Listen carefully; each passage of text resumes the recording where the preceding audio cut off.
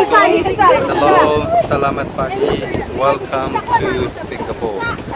Singapore is located within Southeast Asia, at the bottom of Peninsula Malaysia. It's a country, it's a state, it's a city with all three things we call Singapore itself.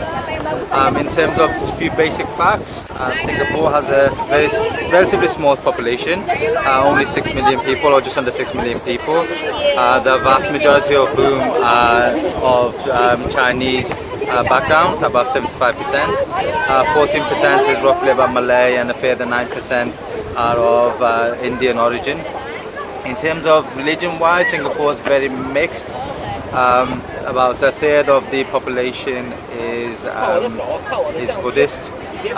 Then you've got a further 19% who are Christian. You've got also about 19% who don't practice any religion at all. You've got 14% who are Muslim or follow Islam. And you've got about 10% who follow Taoism and folk religion, and a further 5% who follow Hindu, and then etc. etc. So you've got a very mixed faith, multi-faith orientated country.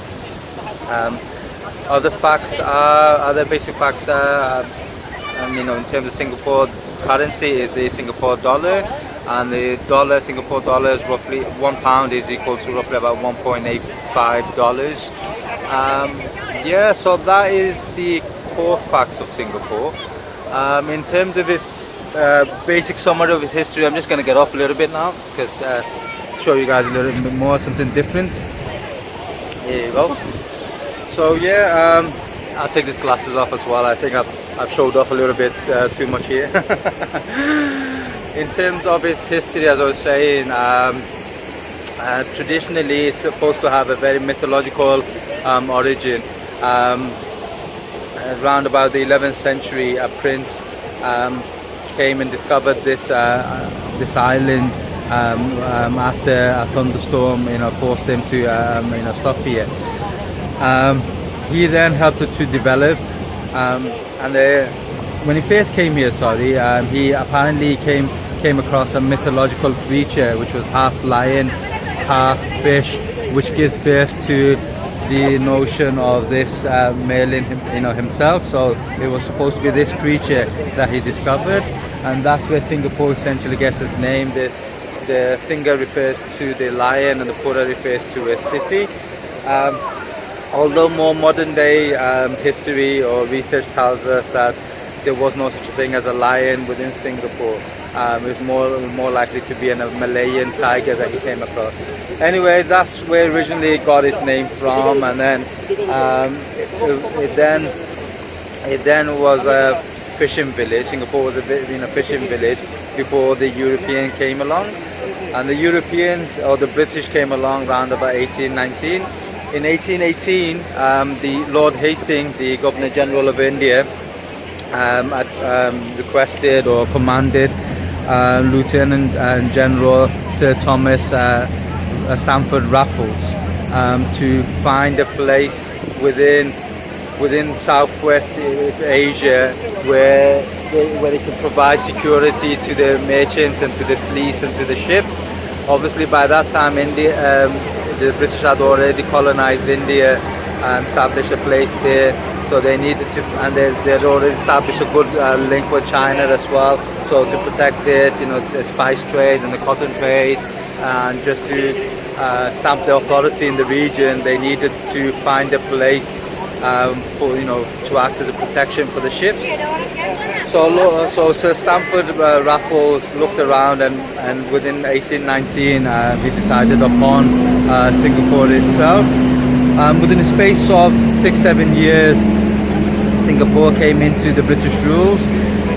By that time, the British had already conquered Penang and Malacca within Malaysia, and Singapore naturally was the next in line, since it was within the straits of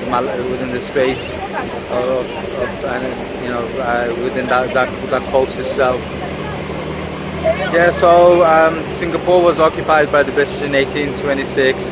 And during the Second World War, the Japanese then took over from the British and then occupied Singapore, which was seen as a huge tragedy. It goes down in the history of the British history as one of the biggest loss, especially during the World War.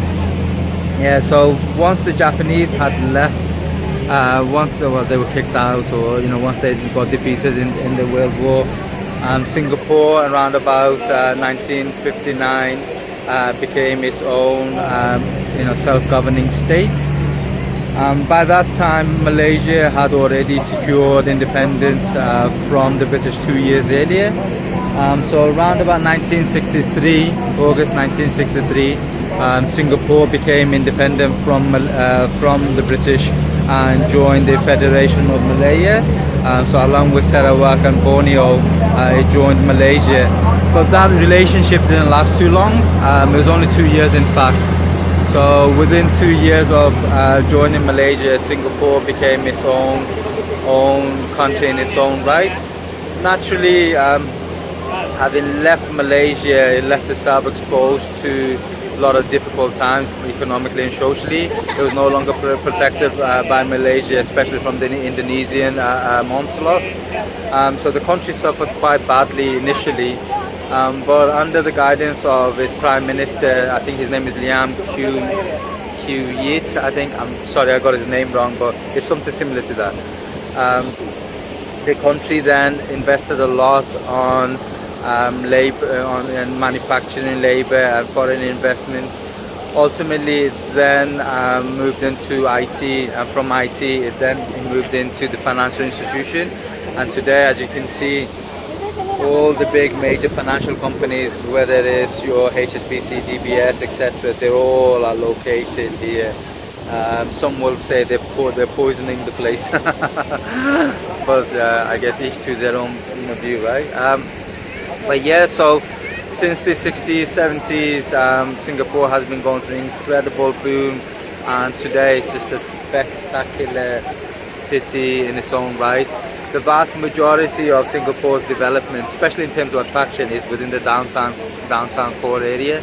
I mean, I will speak a lot more about it and tell you guys what I think about all that and what my experience of Singapore has been, but it is breathtakingly beautiful city, country. I've only seen probably 5 to 10% of it, but anyway, more about that later on. So yeah, let's go and check out more on Singapore and show you guys a lot more.